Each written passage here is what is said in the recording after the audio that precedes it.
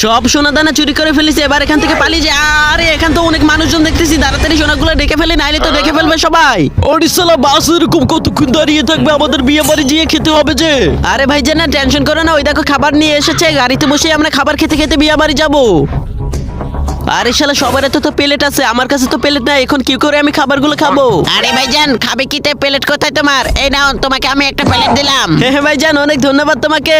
আরে ভাইয়েরা তাড়াতাড়ি আপনাদের প্লেটগুলো বের করুন, আমি খাবার দিয়ে যাচ্ছি আপনাদের। আরে আরে এটা কি করে ফেললাম, বিশের মানুষদের তো খাবার দিতে ভুলে গেছিলাম।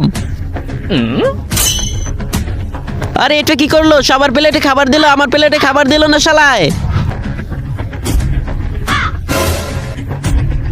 আরে ওই লোকটা কি, ওই লোকটাকে তো চিনলাম না।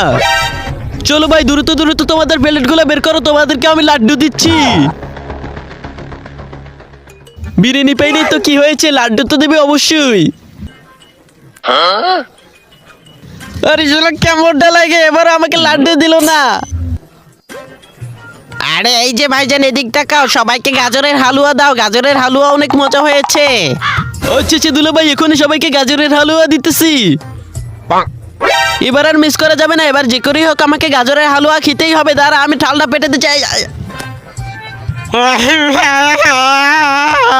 আরে শালা তুই সবাইকে খাবার দিচ্ছিস আর আমাকে খাবার দিচ্ছিস না, তোর খাবারই খাবো না। আরে আরে ভাইজান কি কি বললেন? আরে সবাইকে বিরিয়ানি লাড্ডু হালুয়া সবাইকে দিয়েছে, আমাকে দেয়নি। এই যে ভাই নিয়ে নাও ভাই, সবাই ভালো করে নিয়ে নাও। শালারা আমার সাথে মজা করেছিস, দাঁড়া এখনই দেখাচ্ছি তোদের।